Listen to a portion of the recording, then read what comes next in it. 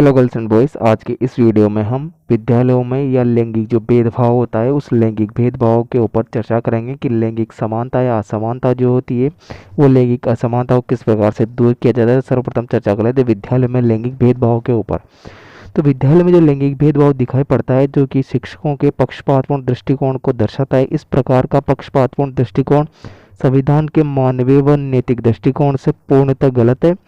विद्यालय में लैंगिक भेदभाव इसके लिए यह आवश्यक है कि शिक्षकों के लिए पूछताछ पूर्ण व्यवहार व संशोधन हो, अर्थात वेद से संबंधित विभिन्न पूर्वाग्रह एवं रूढ़िवादिताओं का ज्ञान हो तथा वे इन सभी प्रकार के व्यवहार को हतोत्साहित कर सकते हैं। शिक्षकों को लैंगिक रूढ़िवाद धारणाओं से बचना चाहिए एवं लड़कों व लड़कियों को में समान व्यवहार करना चाहिए। शिक्षकों को लैंगिक पूर्वाग्रह और रूढ़िवादिता से ऊपर उठकर सभी छात्र व छात्राओं को पढ़ाई, खेलकूद, विद्यालय, समारोह आदि में समान अवसर प्रदान या उपलब्ध करवाने चाहिए। तो जो विद्यालय के अंदर जो लैंगिक भेदभाव या कुछ जो भी समाज के अंदर जो लैंगिक भेदभाव या असमानता है उसके बारे में संपूर्ण रूप से चर्चा करेंगे फ्रेंड।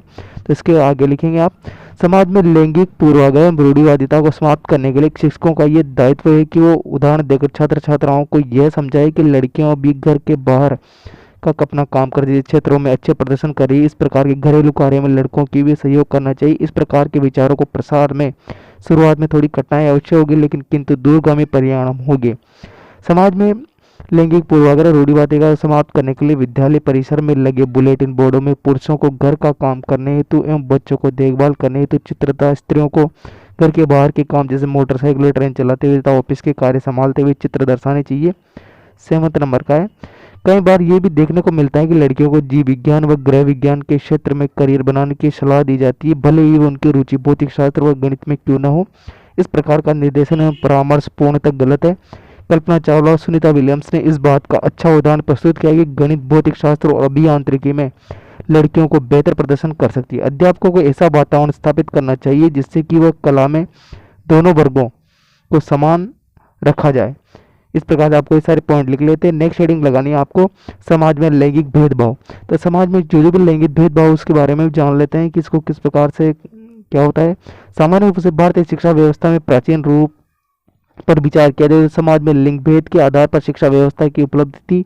बालिकाओं को शिक्षा प्राप्त करने का अधिकार नहीं था। पितृसत्तात्मक भारतीय समाज आज भी महिलाओं की क्षमताओं को लेकर उनकी आत्मरक्षा के सवाल पर पूर्ण ग्रहों से ग्रसित है। आज सामाजिक असमानता व सार्वभौमिकता तथ्य है, ये प्राय सभी समाजों की विशेषता रही है। भारत तो यह एक प्रमुख समस्या है। लैंगिक भेदभाव प्रोत्साहन देने वाली मानसिकता है। अनेक पुरुष प्रधान परिवारों में लड़की जन्म देने पर मां को प्रताड़ित किया जाता था। पुत्र प्राप्ति के चक्कर में उसे बार बार गर्भ धारण करना पड़ता था और मादा भ्रूण होने पर गर्भपात कराना पड़ता था। यह सिलसिला वर्षों तक चलता रहता है, चाहे महिला की जान क्यों न चली जाए। यही कारण है कि जिससे प्रति 1000 पुरुषों की तुलना में महिलाओं की संख्या हमेशा कम ही रही। कहने का मतलब हमेशा जो महिलाओं का जो लिंगानुपात है इस लैंगिक भेदभाव की वजह से हमेशा कम ही रहा है फ्रेंड्स। नेक्स्ट पे चर्चा करते हैं लैंगिक भेदभाव के कौन कौन से जो कारण है उन कारणों के ऊपर विचार कर लेते हैं फ्रेंड। पहला, जैसे वैधानिक स्तर पर पिता के संपत्ति पर महिलाओं का पुरुषों के समान अधिकार है, लेकिन आज भी भारत में व्यावसायिक स्तर पर पारिवारिक संपत्ति में महिलाओं को हक का इनकार दिया जाता है। दूसरा, राजनीतिक भागीदारी के मामले में 33% आरक्षण का बिल अभी भी लटका हुआ है। तीसरा है, केंद्र शासित प्रदेशों और कुछ राज्य जैसे मध्य प्रदेश, अरुणाचल प्रदेश, चंडीगढ़ आदि को छोड़ दे तो वर्ष 2017-18 में सर्वाधिक श्रम बाल सर्वेक्षण पीरियोडिक लेबर फोर्स सर्वे के अनुसार भारतीय अर्थव्यवस्था में महिला श्रम शक्ति, लेबर फोर्स और कार्य सहभागिता वर्क प्रिपलेशन ये पार्टिसिपेशन की दर में कमी आई है। चौथा है, महिलाओं के द्वारा किए गए कुछ कार्यों को सकल घरेलू उत्पाद यानी जीडीपी में नहीं जोड़ा जाता है। जैसे ही बालिकाओं द्वारा परिवार के खेतों और घरों के भीतर किए गए अवैतनिक कार्य जैसे खाना बनाना, बच्चों की देखभाल करना। अंतर्राष्ट्रीय मुद्रा कोष का एक अध्ययन बताता है कि अगर भारतीयों को महिलाओं को बाल श्रम में बराबरी मिल जाए तो जीडीपी में 27% का इजाफा हो सकता है। नेक्स्ट हेडिंग लगाएंगे आप, लैंगिक असमानता को समाप्त करने के प्रयास। तो जो समाप्त करने के जो कुछ प्रयास है वो किए जा सकते हैं। जैसे पहला है, जैसे बालिकाओं को आरक्षण एवं सशक्तिकरण के उद्देश्य से जनवरी 2015 में बेटी बचाओ बेटी पढ़ाओ अभियान की शुरुआत की गई थी। जो कुछ प्रयास किए गए उस प्रयासों को मैं बता रहा हूँ फ्रेंड आपको, जो कि बेटियों के अस्तित्व को बचाने में उनका संरक्षण करने की दिशा में बहुत बड़ा कदम माना जाता है। इसके लिए ही वन स्टॉप सेंटर योजना, महिला शक्ति केंद्र जैसी योजनाओं के द्वारा महिला सशक्तिकरण का सरकारी प्रयास सराहनीय है। दूसरा है सरकारी योजनाओं का लाभ सीधे महिलाओं तक पहुंचे, इसके लिए जेंडर बजटिंग का चलन बढ़ा है। दरअसल जब किसी देश में बजट में महिला सशक्तिकरण के अलग से धन आवंटित किया जाए तो उसे जेंडर बजटिंग कहा जाता है। तीसरा है 2018 से 2022 तक चलने वाले कार्यक्रम का निर्माण किया गया, जिसमें तहत लिंग आधारित असमानताओं व विकृतियों को चिन्हित कर उनका उन्मूलन करने का प्रयास किया जाएगा। फोर्थ है लैंगिक भेदभाव को मिटाने के लिए काफ़ी कुछ किया गया है और कुछ अभी भी जाने की जरूरत है। खासकर समान वेतन, मातृत्व, उद्यमिता, संपत्ति, पेंशन जैसे मामलों में लैंगिक भेदभाव को खत्म करने के लिए आगे कड़े प्रयत्न करने होंगे। नेक्स्ट इसमें लिखेंगे घर में पुरुष में काम सदस्य सहयोग करें। पिता का दायित्व तो सिर्फ आर्थिक दायित्वों को पूरा कर ऊपर उठकर बच्चों की देखभाल तक होना, इससे समानता भाव बढ़ेगा। स्त्रियों को उचित सम्मान मिलना चाहिए। इसके लिए पुरुष वर्ग को अपनी मानसिकता में बदलाव लाना चाहिए ताकि वह स्त्रियों को उसकी सम्मान व आदर के भाव से देखे। नेक्स्ट है लड़कियों को उच्च शिक्षा, कौशल विकास, खेलकूद आदि में प्रोत्साहन, देखभाल सशक्त बनाया जाए। इसके लिए समाज को लड़कियों के प्रति अपनी धारणा व सोच बदलनी पड़ेगी और सरकार को उचित कानून बनाकर जागरूकता या निवेश के प्रति महिला सशक्तिकरण को बढ़ावा देना होगा।